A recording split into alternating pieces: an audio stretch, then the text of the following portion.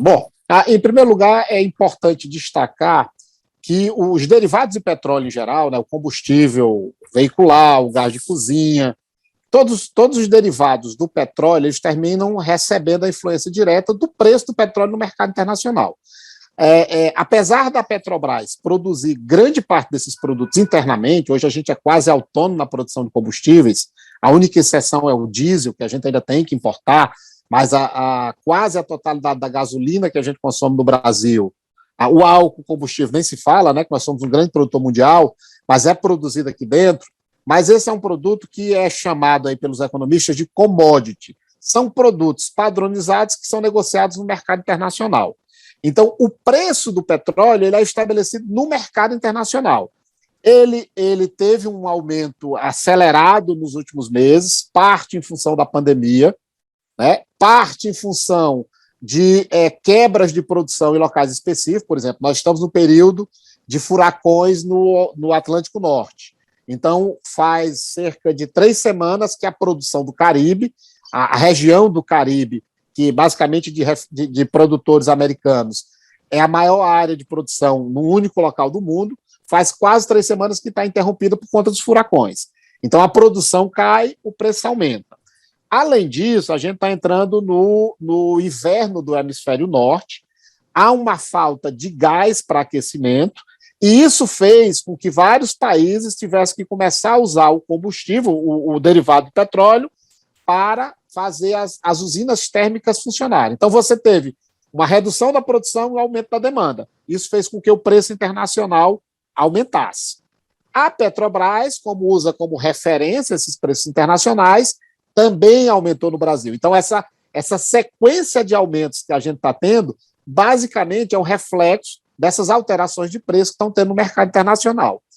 Além disso, né, além dessa questão do custo da matéria-prima, que aí já é discutível, uma vez que a gente produz no próprio Brasil, que é uma empresa nacional, que hoje praticamente tem é a maior produtora do país, que é a Petrobras, né, isso inclusive é um motivo de discussão acirrada aí entre o governo e a direção da Petrobras, se faz sentido esse repasse, colocando esse ônus para o brasileiro. Aqui não teve aumento de demanda, pelo contrário, a nossa demanda caiu em consequência da pandemia, diminuiu muito a circulação de veículos, então a própria demanda do brasileiro diminuiu, mas a gente está pagando o preço internacional. O outro componente é o diferencial de tributação que você tem entre os estados. Tá? A principal tributação do petróleo hoje é o ICMS. Aqui no Ceará, por exemplo, sobre a gasolina, a gente paga quase 30% de tributação. Tem gasolinas especiais que é um pouco diferente, tem o querosene de aviação que aqui recebe o incentivo. Então tem umas diferenças. O diesel tem uma tributação diferente, mas esse é hoje o principal componente de custo, que é local. Né? Então cada estado faz a sua própria regulação de ICMS, então você vai ter diferenciais entre preços dos estados. Aqui em Fortaleza está praticamente proibitivo você abastecer o carro com gasolina. Então, você percebe uma demanda maior de pessoas pelo transporte público, isso tem impactado a quantidade de veículos em circulação e impactado muito, que é uma nova categoria profissional, os motoristas de aplicativo, porque a margem deles diminuiu bastante. Então, esses dois componentes, né, o preço do petróleo lá fora, combinado com os diferenciais de tributação entre os estados, são hoje os componentes que têm feito com que esses preços oscilem de forma muito brusca no Brasil. Tem uma pergunta do ouvinte nosso aqui, que é bem interessante. Ele pergunta o seguinte: qual é a base de cálculo do ICMS sobre a gasolina? Ele quer saber mais ou menos como é calculado, sobre qual valor da gasolina se atribui o ICMS. Ele é feito um cálculo reverso. É sobre o valor da bomba, tá? Mas é calculado uma fórmula que você está pagando sempre aquele percentual fixo sobre o valor que é lá tributado, sobre o valor que aparece na bomba. Mas é um cálculo reverso e a base de tributação é o preço final ao consumidor. Isso, por exemplo, é diferente da forma como é cobrado sobre bebidas alcoólicas. Bebidas alcoólicas é sobre o valor que é vendido pela indústria. No caso do combustível, é do preço final ao consumidor. Daquele valor ali, você destaca o percentual fixo, 27% em alguns estados, 30% em outros, é o valor que você está pagando de ICMS. Esses valores de ICMS, né, para a gente fazer com uma situação justa, os impostos federais, os impostos estaduais, eles podem ser reduzidos para para beneficiar o consumidor? Podem, e a redução de imposto é um dos poucos casos na legislação tributária, em que, quando ela é tomada a decisão, ela começa a valer imediatamente. Né? Para o aumento de impostos, os governos são obrigados a usar uma noventena, né? Ela tem que ter uma antecedência de pelo menos 3 meses para o consumidor tomar conhecimento, se preparar e começar a pagar. Né? A única exceção é esse imposto que foi aumentado agora sobre operações financeiras, o IOF, né? É a única exceção que tem na legislação tributária. O governo, é só do governo federal, né? Ele pode alterar e ela começa a valer imediatamente o aumento, mas em todos os outros impostos, o governo pode reduzir e a validade é imediata. O que acontece é que hoje a gente vive uma crise fiscal muito grande, né? Os estados só vieram conseguir regularizar essa situação agora, muito recentemente, entre o ano passado e esse. Né? Nos últimos 5 anos, os estados tiveram dificuldade muito grande, então isso é quase um tabu. Hoje a gente não tem estados trabalhando redução tributária em larga base em nenhum dos estados brasileiros. Tá? Você tem ações pontuais, que talvez fosse até o caso, né, em função do alto custo que está para o consumidor, ações pontuais em determinados produtos e muitas vezes temporário, tá? Sem ser coisa permanente. Mas é possível alterar. No caso do governo estadual, ele pode trabalhar com o ICMS, e no governo federal, principalmente o IPI e a contribuição social. Aqui também a grande dúvida existe entre os moradores, né, aqui do Rio Grande do Norte e de outros estados, essa diferença de preço. Por que é praticado um preço na Paraíba, outro aqui no Rio Grande do Norte, outro no Ceará? O próprio secretário de Tributação informou para a gente em entrevista que o preço, o valor do ICMS, ele não era alterado desde 2016. E se não é alterado, por que há tanta variação de preço entre os estados aqui do Nordeste?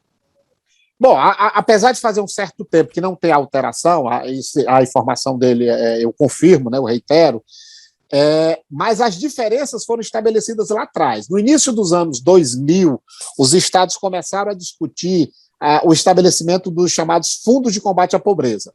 Né? E, sem exceção, todos os fundos estaduais, nessa época eu trabalhava no governo do estado, eu participei da elaboração da lei aqui do estado do Ceará, eles tinham como base a tributação de combustível, bebidas alcoólicas, telefonia e energia elétrica. Por que são esses itens? Porque são esses itens que é mais fácil a Secretaria da Fazenda Estadual saber exatamente quanto está sendo produzido e quanto está sendo consumido. Você tem um sistema de autocontrole sobre esses produtos, então é fácil você ter o controle da tributação deles. Hoje, esses 4 elementos, eles vão, entre os estados, eles vão variar entre 60% e 80% do total arrecadado com o ICMS. Só que lá no passado, cada estado estabeleceu sua regra. Anterior a essa questão dos fundos de combate à pobreza, o ICMS era entre 16% e 19%, e todos eles elevaram. Aqui, por exemplo, no Ceará, no primeiro aumento, a gente elevou para 27%. Mais recentemente, para bancar um programa de transferência de renda, alguns produtos a gente elevou para 30%. Então, a gasolina prêmio hoje paga 30% de ICMS aqui no estado do Ceará. Tá? A energia de alto valor de consumo domiciliar paga 30% aqui no Ceará. Ok? Então, essas diferenças históricas fazem com que você tenha essa diferença de preço entre os estados. Durante muito tempo, aqui a gente colocou também essa tributação do ICMS sobre o diesel, então era muito comum que o caminhão que estava em trânsito aqui pelas estradas, ele abastecia no Rio Grande do Norte e só ia abastecer de novo no Piauí, ou fazia o contrário, abastecia no Piauí, só ia abastecer de novo no Rio Grande do Norte, porque o diesel era muito caro. Hoje o diesel é praticamente o mesmo custo entre os estados, não tem grande diferencial, mas na gasolina, e principalmente a gasolina mais premium, né, a gasolina aditivada, a gasolina premium mesmo, que algumas marcas possuem, essas é que você percebe uma grande diferença de preço entre os estados. Mas é a tributação que vem lá do início dos fundos de combate à pobreza. Outra dúvida frequente aqui é por que quando a gasolina sobe, o álcool também sobe? Eles estão juntos na mesma política? Não. O álcool ele tem efeito de oferta e demanda completamente diferente. Né? O álcool ele depende muito mais da safra de cana-de-açúcar, né? A gente basicamente usa o álcool da cana-de-açúcar, e o produto que concorre com o álcool, a produção de álcool na usina, é o preço do açúcar. Então, quando o açúcar sobe muito, cai a produção de álcool e o custo do álcool vai lá para cima. Tá? O governo federal, dá um certo estímulo, dizendo qual é a mistura que tecnicamente ele aceita de utilização do álcool na gasolina, né? Porque a gasolina que a gente consome, quem usa só a gasolina, não é gasolina pura, ele já tem uma certa mistura de álcool. Então, o governo regula isso para você ter uma maior ou menor demanda do próprio governo, como combustível, do álcool. Mas o álcool ele segue uma regra completamente diferente. O que acontece muitas vezes é que as distribuidoras, os postos de combustível, utilizam esse aumento da gasolina para recompor, de certa forma, a margem de lucro delas.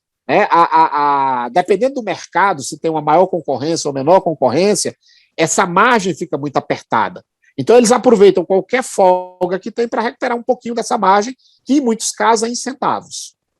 Alex, recentemente a governadora aqui do Rio Grande do Norte, Fátima Bezerra, ela editou um decreto, publicou também, que libera a venda do etanol, a venda direta do etanol das usinas para os postos. Essa medida, ela pode trazer benefício, mas também é um risco? Sem dúvida, sem dúvida. Essa medida ela está baseada numa legislação federal, também que é deste ano. O governo federal criou essa possibilidade, dependendo da regulação dos estados, né? Que é isso que ela está utilizando. Acho que ela é uma das pioneiras no uso desse mecanismo que foi criado recentemente. Você não vai encontrar em outros estados.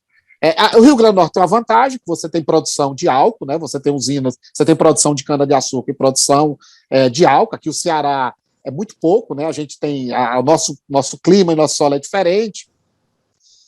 A produção de cana que a gente tem é basicamente para aguardente, que é um valor agregado muito maior, então é muito menor, a gente não tem essa flexibilidade, mas é uma forma de você tentar diminuir esse efeito da elevação. Na época que estava sendo discutida a medida nacional, eu lembro dessa discussão, que dizia que era favorável mais para aqueles postos que não têm bandeira, né, que eles não têm uma marca lá na frente deles. Porque da maioria dos postos que tem bandeira, eles têm exclusividade na compra via distribuidora. Tá? A distribuidora ajuda no investimento e, em troca, você tem um contrato de exclusividade. Então, ela ia ajudar muito mais aqueles postos sem bandeira. Mas, além disso, né, quer dizer, depende do mercado ter postos sem bandeira, e a outra questão depende da concorrência que existe no mercado. O negócio de posto de gasolina, ele é um negócio que é muito concentrado, né? Não é toda praça que você tem vários proprietários de postos que brigam entre si. Quando você tem muita gente concorrendo, é melhor, porque o consumidor se beneficia dessa briga de preços, né? E essa é uma forma de você reduzir o custo para o consumidor. Quando não tem, o que pode acontecer é o dono do posto recompor a margem de lucro dele. Então, pode ser que, mesmo com a medida, em algumas praças, que você tenha poucos postos, ou os postos sejam de um único proprietário, em que esse repasse não aconteça. Tá? Não é garantia, uma medida como essa, de que o preço do combustível vai diminuir na bomba. Agora, Alex, existe aí claramente uma disputa, né, que vai pelos caminhos políticos. O governo federal culpa o ICMS, né? O governo estadual dos estados culpa aí a política de preço de 2017 do governo Michel Temer. Onde é que a gente vai parar com essa relação aí? Na sua opinião, talvez nenhum dos dois venham a ceder nessa disputa? Eu acho muito complicado, por conta da situação dos estados, eles abrirem mão da tributação do ICMS sozinhos. Talvez numa composição, né, olhando aí, que nós temos um problema latente, né, que o combustível é apenas um das pontas, que é uma inflação acelerada no país. Quando você pega os índices gerais de preço, hoje saiu o IGPM, teve uma deflação no mês passado, mas o IGPM em um ano está 25%. Né? O índice de preço ao consumidor, dependendo do perfil de consumo, é 8% em um ano, 10% em um ano. Então, você vem numa inflação que é muito forte. Quando você vai olhar o componente dessa inflação, uma das causas dela é exatamente essa política de preço que você tem no petróleo. Né? Hoje nós somos muito dependentes do combustível por conta da matriz de transporte que nós temos, né, que é muito em cima de de transporte rodoviário, então o consumo de diesel é um componente importante nos fretes, que termina gerando um efeito em toda a cadeia de produtos, né? A gente está passando por um problema muito sério de crise hídrica, que está fazendo com que as térmicas sejam acionadas usando gás natural, que é um derivado de petróleo, ou diesel. Então, você tem uma demanda adicional sobre esse produto. Então, é muito importante ter um consenso sobre uma forma de administrar esse preço, pelo poder de contaminação que ele tem na inflação no restante da economia. Né? Então, seria muito importante que, ao invés da gente ficar brigando, a culpa é do governo federal, a culpa é do governo dos estados, se tivesse um consenso para tentar regular melhor o preço desse produto. Ele é um produto básico, você não tem alternativa, né? Quem tem um carro não dá para botar lenha no carro e o bicho funcionar, ou você usa ou não usa. Então você fica refém daquela condição do mercado. E ele tem esse efeito como é um componente do custo pelo frete, ele tem essa capacidade de refletir em vários outros preços. Então, a família, a dona de casa, sente muito isso no gás de cozinha, mesmo que não tenha carro, né? Sente isso no produto que vai comprar na feira, que está mais caro porque o frete aumentou, sente isso no eletrodoméstico que compra porque o frete aumentou. Então, era muito importante ter uma união e tentar fazer um acordo. Eu acho que se cada um admitisse abrir mão de parte da questão, abrir parte do ganho que eles têm, seria uma forma da gente administrar esse preço e passar por esse período que é muito difícil, porque o preço do petróleo continua subindo lá fora, está começando, como eu disse no início, o inverno no hemisfério norte, né? A demanda por diesel lá fora aumentou, isso está fazendo com que o preço do petróleo suba. Então, pode ser que a gente veja aí logo mais na frente o litro da gasolina R$10. Então, era muito importante que tivesse uma integração para a gente tentar controlar, né, cada um abrindo mão de uma parte, controlar o preço desse produto que é tão importante. Só para a gente fechar aqui uma última questão, ainda explicando o ICMS. No caso, o ICMS ele é destinado para o fundo da pobreza nos estados, é isso? A elevação que aconteceu lá atrás foi exatamente para servir de recurso, desculpa, para formar os fundos de combate à pobreza. Hoje ele é usado como o ICMS nos estados? No caso aqui do Ceará, que é onde eu conheço com mais intimidade, né, o ICMS dos vários produtos, como a regra geral, ele é utilizado para o custeio da máquina pública estadual, né, então ele serve para pagar salários, ele serve para fazer os investimentos, para manter as estradas, é a regra geral. E desses produtos que compõem o Fundo de Combate à Pobreza, eles têm uma destinação específica, tem lá uma série de políticas sociais, a política de ação social como um todo, parte da política de saúde para públicos vulneráveis, transferência de renda. Então, aqui no Ceará tem uma lista de programas que você pode usar o FECOP para utilizar. Construção de casa popular. Então, normalmente, são iniciativas do governo estadual dedicada à população de baixíssima renda. Alex, muito obrigado pelos esclarecimentos aqui ao Sistema Rural de Comunicação. Mais alguma informação que queira acrescentar, pode ficar à vontade. Eu quero agradecer pela oportunidade, é sempre um prazer estar falando com o Caicó, né, e eu sei da importância e da audiência que você tem no programa, a seriedade que ele leva. Então, para mim, é uma grande satisfação estar aqui com você hoje.